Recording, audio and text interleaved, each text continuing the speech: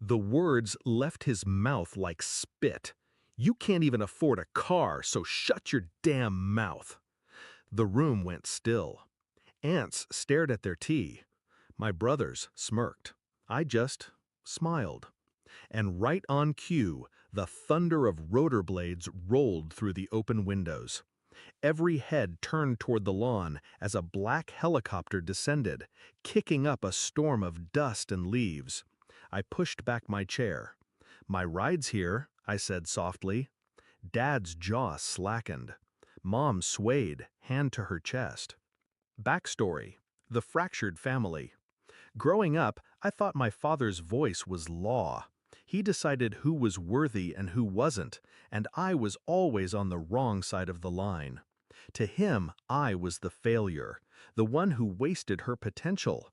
He paraded my siblings as successes: Mark, the corporate shark; Emily, the doctor; and me, the artsy dreamer who'd never make rent. When I walked out at 18, I didn't take much. Just a backpack, a notebook, and the bitter knowledge that I was leaving as the family's cautionary tale. Discovery of betrayal, the final cut. I stayed gone for years, built a life brick by brick. But last year I got a call.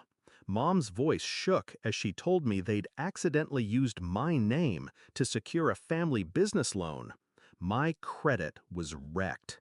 Dad denied it, of course, said I should be grateful he even considered me part of the family's finances. Then, when I showed up to confront him, he laughed in my face. That was the day I stopped thinking about reconciliation and started thinking about revenge. Shift in mindset, strategy over emotion. I knew shouting wouldn't dent him. My father was a man who only respected power, visible, undeniable, expensive power. So I decided to give him a show. Not just to humiliate him, but to rewire the family's hierarchy, to make sure my name would never again be spoken with pity.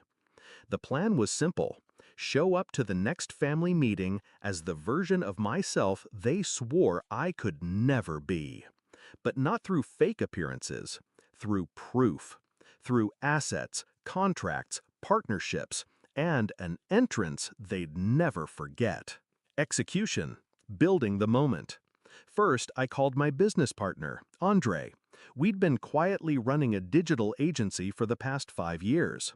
What started in my tiny apartment now had offices in 3 countries.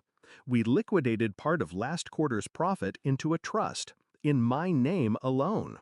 Then I signed the purchase of a waterfront property the day before the meeting. Finally, Andre made the call to a charter company. I didn't want a flashy sports car. I wanted something that would make the ground itself shake when I arrived. Climax: the confrontation. The meeting was at my parents' estate. Mahogany table, stiff-backed chairs, portraits of ancestors watching from the walls. Dad was midway through a lecture about financial responsibility when he turned to me. "You can't even afford a car, so shut your damn mouth." I let the silence breathe. Then, the distant thump, thump, thump of rotor blades grew louder. Everyone turned to the windows as the helicopter descended, the sunlight flashing off its black body. I stood, smoothing my blazer. "My ride's here." The pilot stepped out, holding the door open like I was royalty.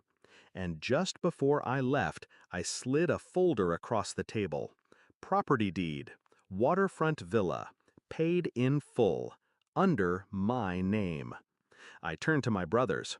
"Next time you want to borrow money, send me an email."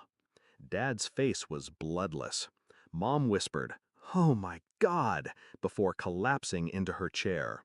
Resolution: walking away. Outside, the wind from the rotors whipped my hair into my face.